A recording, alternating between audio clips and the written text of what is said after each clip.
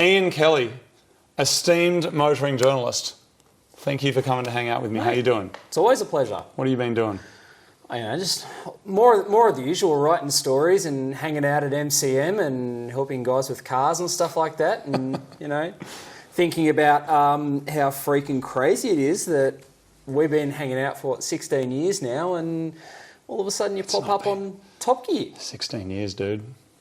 16 years. When we did our Daihatsu, what did you have at that time? You have a Commodore? My first Liberty RS Turbo. I just bought it. Of course it was. So that's how, Benny and Marty and all those guys. Yeah. So... Because you got to know each other all through that Liberty Club, Through the Liberty Club. Yep, that's it. Far out. Exploding gearboxes. Weird beards unite. Oh, dude, it's a strange little circle.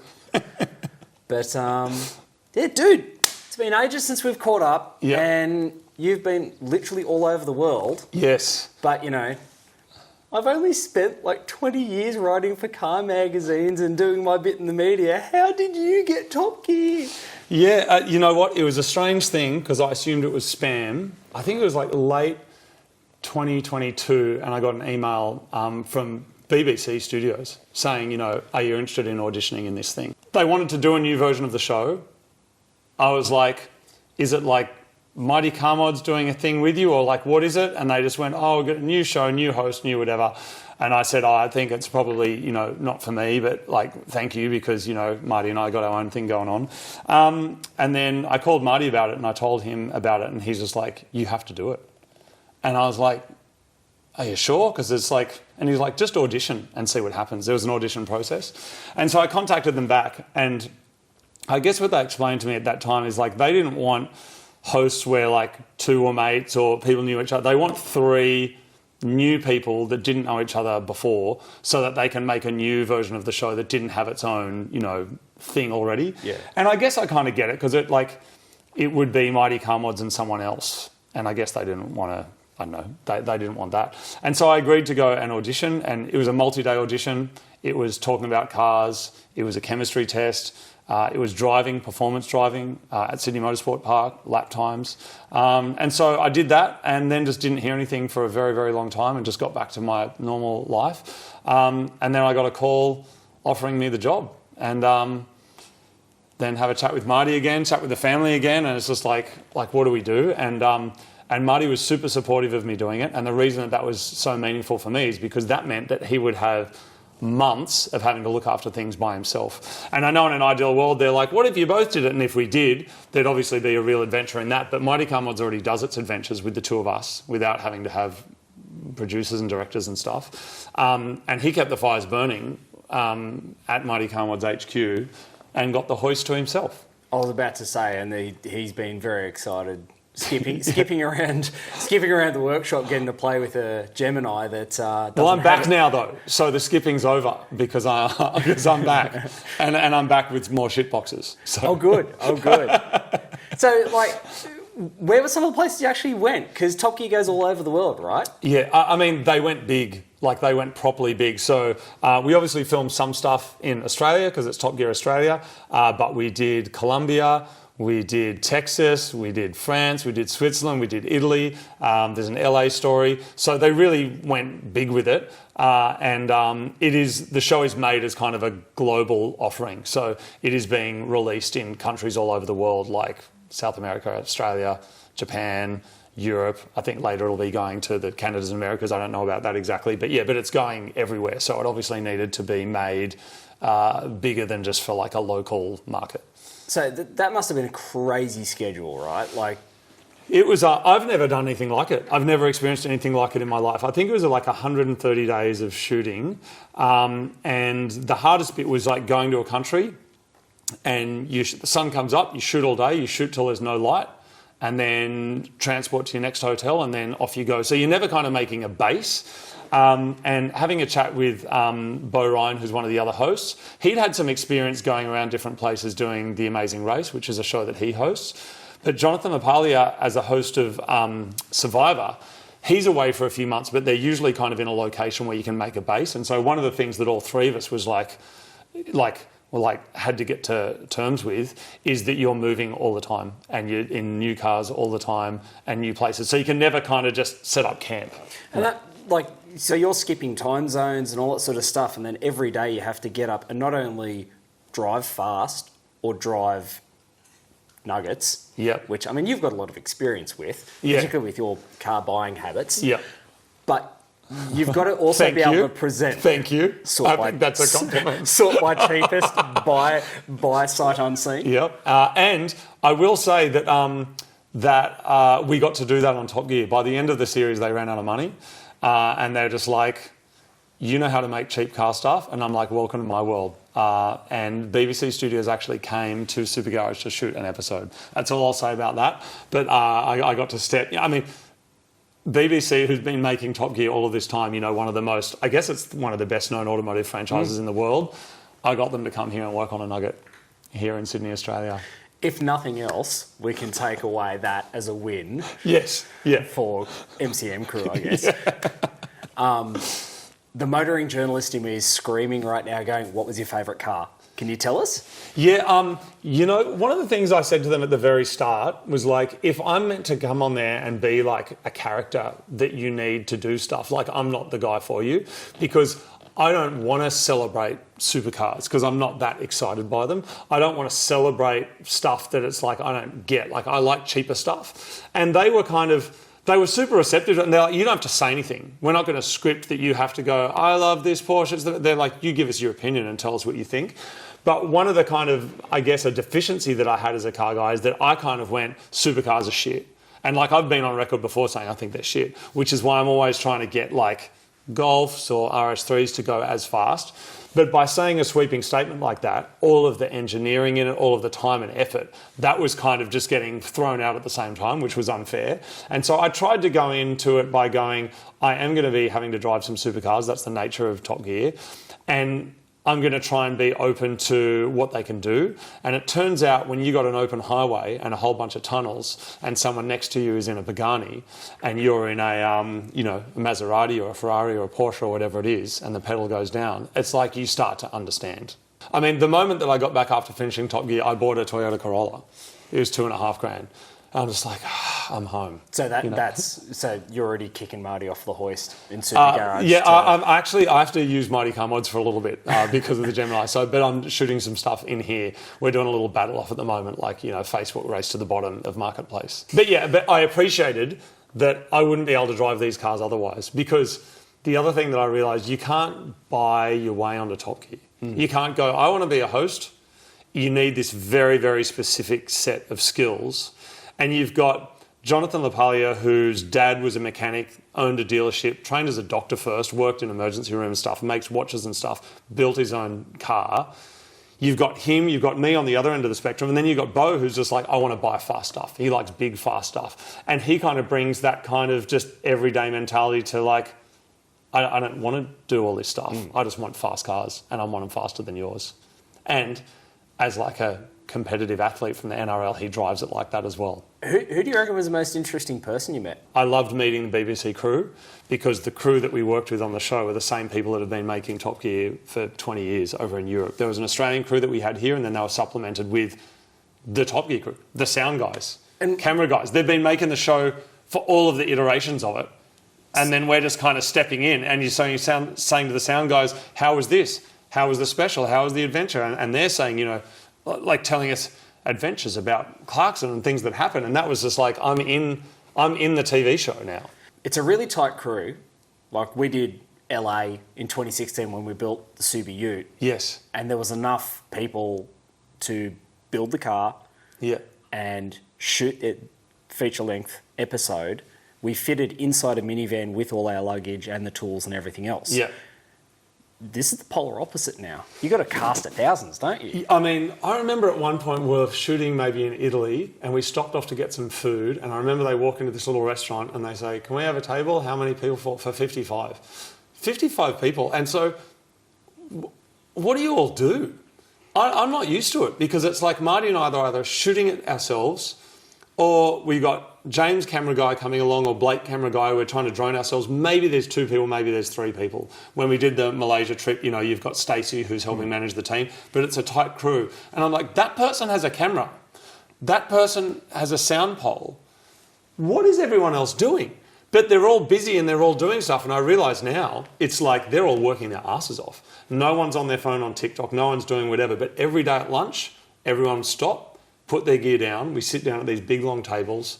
You're in the countryside of Italy. You sit and have lunch and everyone just talks. No one is on their technology. They're telling stories about film, about TV, about cars, about adventures because like they've seen some stuff and they've been in some dicey situations. And particularly people who were like Grant Wardrop, who is the executive producer of this show, has worked on Top Gear since the early 2000s. Nigel Simkis is a director. I think he's made over 200 films of Top Gear. And James, one of the other directors, they've been through these iconic moments that you've seen and these scary moments you've seen on Top Gear, and then they're right there and you can ask them questions and they're helping make this show with me and Bo and Jonathan. It's weird, man. It's really weird. Obviously, the side of the car culture that we come from is really based around community. MCM is a great example of that. There is a real community around MCM. Do you feel like the Top Gear crew that became family is probably the too cheesy way to put it, but you had your own community there. You had you all shared in something, and that's why everyone put in a lot of effort. There were tears when we finished up because you've got to remember these guys have been working on the show for a long time. When the UK version stopped, a lot of them then, obviously they were not working anymore, and a lot of them had kind of expressed to me that they felt like this family had stopped. And so for Top Gear Australia coming out felt like a real lifeline for them, and it was very emotionally charged for them because of what had happened previously. And when we left, we've exchanged numbers. There's hugs, there's tears, and and it's like, I'll let you know when I'm in the UK. Come and say when you're in Australia. Like we became really tight, and I think that's what happens when you're with a group of people 24 hours a day, and you're all working to make this thing the best you can. There's no one dragging their feet, no one going, that'll do. Everyone is in their lane doing the best job they can, and I think you can see that because I don't reckon you can do Top Gear on the cheap, and it's an expensive show to make. I mean, to make a show of that scale in that many countries, that many people, it's got to be I imagine you would expect that as you've seen all the car shows. You don't want an iPhone. You need it to look big. Yeah, right. That's it. I know exactly how expensive magazines are to make, and they require a 50th, a 500th of the budget. Yeah, a show requires to make, and it's also there's that. I'm not a musical person, but I see it as it's like a band. Like a band can make a great album, but if you also don't have the right person behind the mixer and the right producer and all that sort of stuff, the magic isn't captured in the same way. Yes. And so it's interesting that you talk about how this huge team comes together in the same way that sounds like we would come together when we're off building cars, and whether it's building a stinky HQ in here and we're all sitting around in high-vis eating kebabs for lunch. That was good. But it sounds like it's in safe hands, that's for sure. Well, it's interesting you say that because I had to fully submit to the process, because when I first started, I was going, how will this edit, how will this do, what the codec of this, what's that, because I'm used to kind of having me and Marty having to be over everything. And also people saying, they might, Blair, why are you the host? Why is JLP the host? Why is Bo the host? I mean, lots of people audition, lots of people made a final kind of thing, and then you have to go, BBC Studios that's making the show, and with Paramount, they know what they want. I don't know what that is. I gather it was me because I got the job, but it's like I can't be sitting there thinking, why is it that camera guy? Why are they shooting it like that? Because if you do that, you would be unraveling everything. You've got to go, they know how to make the show. They've been doing it for a long time. You've got to trust in that process and just go how can I bring the best that I can to this? And in that way, even though I felt massively like an imposter when I first started doing it, is I soon realised that Mighty Car Mods was the best training ground for Top Gear there is. Because where else do you learn to shoot stuff, drive cars, travel, fix things, speak to camera? It's a hard thing to do, to be, on the other side of the world, wrong side of the road, in a supercar, going at speed. They've closed a road, you're racing, and then you've got to kind of present stuff to a camera as well. And tell us what you're thinking, what you're feeling. And it's not that everything is scripted and organised. They might go, for example, in Colombia, you're starting here and you've got to finish there. Just tell us what happens and go. And next thing you know, I've never been inside a car that's been on fire before. That was a first for me. It was scary, And if anybody's seen the trailer, my car's on fire. And there's no special effects people going, now he catches on fire. now the car does this, now it does that. That is just, the script is like stuff happens. The sheer physical effort of driving cars fast and also presenting, like there's so much load there. Like CrossFit must have helped, right? Well, the thing is for me is like definitely in terms of like managing mental health, feeling like you can do something that's away from cameras and away from internet. But when you're like shooting for that long, there's often not a lot of time. So what I would do is like if we had to be up at 5, I would get up in the dark and whatever little town we were in, not in Colombia, but in other places, I would go for a run. Or just do some push-ups in my room or something like that, because I don't think you could sustain just wake up, cars all day, go to bed and just do that for months, which is what it was. Like I had to try and carve out little bits that I could just do something. And, you know, I'd visit different CrossFit gyms in places around the world. In Colombia, like me and Bo and Jonathan like went to a local gym and there's people in there, like I don't know what was going on. There's people in there bleeding while they were working out from their legs. That seemed to be deals going on. It was sketcy, man. It was properly sketchy. But yeah, that was important to me, just to kind of like have a bit of time just to do something, even if it was 10 minutes, because the schedule was just intense. So obviously Jonathan LaPaglia, Bo Ryan and you, very, very different guys. Can't get more different. I don't know the other two guys pretty much at all. I've never met them, but it seems like all three of you are really fit and really motivated people. Is that something like, is that actually how you guys started talking on set? Like, no, not really. I mean, like, it's like, but we all do. I mean, Bo's like a professional footy player. And so he has that kind of like real team mentality. And if we stop somewhere at a servo, and because he's getting a drink, he'll always come back with a drink for everyone. You know, like his thing is like team player. Jonathan's an older dude. I think we've got, you know, Bo's in his 30s, I'm in my 40s, Jonathan's in his 50s. And, you know, he does Survivor. He's well known for that. And I'm just like a musician dude who's just running around trying to climb trees. And so, but together the three of us knew that was important. And so we'd try and go for a run or try and do something. At the same time though, like they, you know, they wanted Marty to do the show. And so they give me shit about that constantly. Every time I can't do something or I like can't do it, they're like, we should have got Marty. And because Marty can drive the same as me. He knows way more about cars than I do. He can fix more stuff than I can do. Like he's potentially the better choice. Supercars on the road and being in Colombia, that's sketchy, right? Like Colombia, we had crappy cars, luckily, and by crappy, my kind of things. We had like a Dodge Dart, a Jeep, and I was in like an old Renault.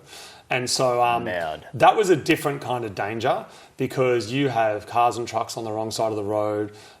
You've got those guys trying to help me up a hill, crashing into me and, you know, causing fires. You've got the most hectic traffic you've ever seen. So there was that kind of danger that kind of at a low speed. But like safety was paramount. And with that, we had safety crews there. We had like armed security with us and police escorts in some places. And so, yeah, I felt looked after. And we had also the driving team and pro drivers that have been working on Top Gear for ages, and they would make sure that we were familiar with the cars and stuff before we drove them. I guess it also beggars the question of when do we actually get to see it? May 17th in Australia anyway, and then I don't know where it goes to other countries after that.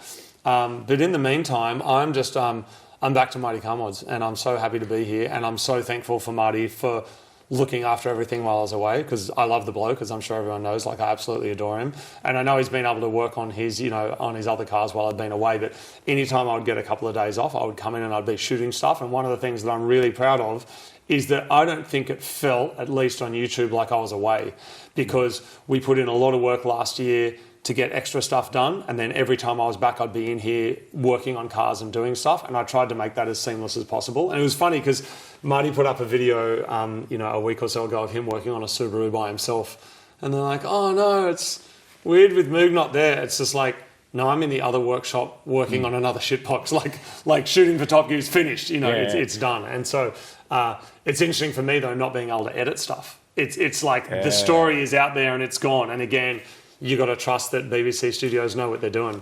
and trust that they're gonna, you know, present it in the way that you should. But from the stuff I've seen, it's very big. Was it liberating? You know what was most liberating? When something didn't work and it was getting near the end of the day, and you just go like, you know, a camera didn't work or something, or someone was like, a camera's overheating or something like that. normally that would be Marty running in to fix it or me checking a drone, and there's a team for that, there's a person for that, and they come and do it. And the crew worked their ass off, and I think what they did is they make us look good on screen because they're up before us, setting the cameras, getting the cars ready, making sure we know where we're going. Then we're doing the driving, doing the talking. So the real heroes of this are the crew, both the BBC UK crew and the Australian crew, because they work their ass off and they know cars and they did everything we could to make us look better than we actually are. Have you come back with lots of ideas? Has it given you almost like a creative break? I think I still feel a bit like tired from it because it was like so intense. But I also realised that I would have never got to go to these countries and never got to go to these places if I hadn't had this opportunity. And I was scared to start it because I felt like I was scared of trying to represent, I guess, car culture sounds too big, but a lot of people had ideas of like, oh, you know, he's there and he'll represent the Nissan stuff. Oh no, he's there for the Nuggets, he's there for whatever. And it felt like, man, I don't know if I can represent everyone. Like I just got to try and do the best I can and try and be honest about it and really just take myself to it and just go, like, this is the best that I've got. And I'm not trying to be someone else. And if people like it, and I hope they do, then at least I brought myself to the table, because it would have been a nightmare if they've gone, you're the Clarkson one, you're the Chris Harris one, you're the whatever one. It's like, what's the point of that? That would have been really difficult. But what I am excited about is just wrenching on cars. Because usually when things go wrong shooting Top Gear, they go more wrong than you just being able to fix them yourself. Jonathan a few times fixed a car himself, like on the side of the road in Colombia. But if, sometimes when things go wrong, they need more than a toolbox. It's more than rods out for the boys. Pretty much, yeah. Ian, thank you very much. Dude, always a pleasure. And I'm not sure if people know, but you're also the co-author of the book, the Mighty Car Mods book, and a number of books. And I just want to make sure that you are bigged up appropriately, because you've been in the automotive industry for decades as magazine head, magazine writer, automotive journalist. Like, you've seen the good, the bad, the ugly, right? Yeah. The ugly. It's like one of the reasons why I'm really excited about this Top Gear is because it feels genuine, it feels real. People talk about the sort of the golden era of Top Gear without understanding that the show's got such a long history, that the show's moved through so many eras. Like, bands change and they put out albums that people love. And it's like, it's still great music. Yeah. It's just different. You just got to have some open eyes to it. And I think that we're going to see some amazing stuff by the sound of it. If you're excited... I am excited. And what I'm also excited about is that this is the only English version of Top Gear left. There is no other version. This is the version that's in production. Hopefully, and maybe there'll be other ones in the future, but this is it. And I think we managed to tap into like the key people that on a production side have helped make the show part of the success of what it is. And so that to me has been like really exciting to work with them. And also like show a bit of Australia to the world, because I also hope that, you know, this is going to go to places that maybe is going to be a different audience that are going to come back and have a look at Mighty Car Mods and go, what are these guys doing? Because my proudest achievement is that Marty and I have built up this little thing from nothing. We still adore each other. We still love working on cars, and we're going to be doing it for a very, very long time. We want to work on cars. We want to work on nuggety things. And I really respect and appreciate that we've managed to make a thing that can facilitate that Marty can go, take your time and do it. Like, take your time and go and do that. And this continues. Because in most circumstances, I think that would be the end of the band, or that would be the end of whatever.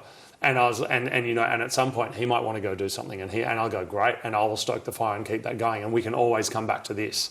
And I'm really proud of that, because I think that's a very special and unique situation to be in. Yeah, 100%, man. 100%.